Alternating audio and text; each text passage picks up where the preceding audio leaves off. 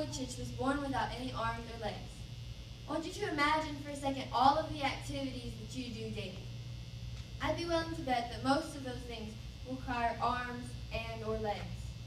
Now imagine trying to do some of those things without them, like brushing your teeth. Like, how would you do that? Imagine doing those things without arms or legs. For a long time, Nick was discouraged by the challenges that he faced daily. He questioned if he was even on earth for a reason.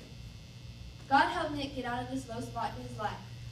Nick now travels the world sharing his story and the love of Jesus.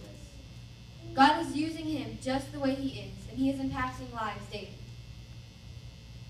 Jeremiah 29:11 says, "For I know the plans that I have for you, declares the Lord, plans to prosper you and not to harm you, plans to give you hope and a future." This verse tells us that God knows how he wants to use us. Philippians 2:13 says, For it is God who works in you to will and act in order to fulfill his good purpose. God is acting in you. God wants to use you to do something for him. A lot of us think that God won't want to use us because we're too imperfect, because we sin too much. We think God is too ashamed of us in our sin to use us for something great. That's the amazing thing about God. He wants to use you in spite of all your failures. And God uses our failures to strengthen us so that we can help others that are struggling with the same things that we are. The end of Philippians 3:13 says, "Forgetting what is behind and straining toward what is ahead."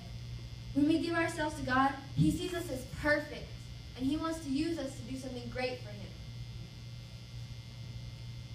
God gives everyone a gift, talent, or ability that they can choose to use for him. God wants to use us, but he will use us in a unique way. He doesn't send everyone to be a missionary. He calls people that have the missionary call. He calls certain people to be missionaries. Look at Tim Tebow. He is using his God-given talent of football to show Christ's love. 1 Peter 4:10 says, "Each of you should use whatever gifts you have received to serve others as faithful stewards of God's grace in its various forms." God gave you your gifts for a reason. He wants you to use them for him in ways you can't even imagine. You don't have to use your gifts like the world tells you you do. When God tells you what he wants you to do, he will guide you and give you wisdom so that you can make it happen. Don't do what they want you to do. Do what God wants you to do. And people aren't always going to be supportive of what God wants you to do. They're going to try to put you down and tell you that it's impossible. Matthew 5:11 says, "Blessed are you when people insult you, persecute you, and falsely say all kinds of evil against you because of me." Jesus says that when people put us down because we are doing something for him, he will lift us up. Jesus will take us, and he will lift us out of their persecution. People will also try to put limits on you.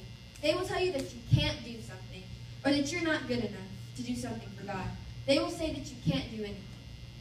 I'm sure that all of Nick's life, people put limits on him. His parents, his doctors, his friends, everyone that he thought would always be there for him.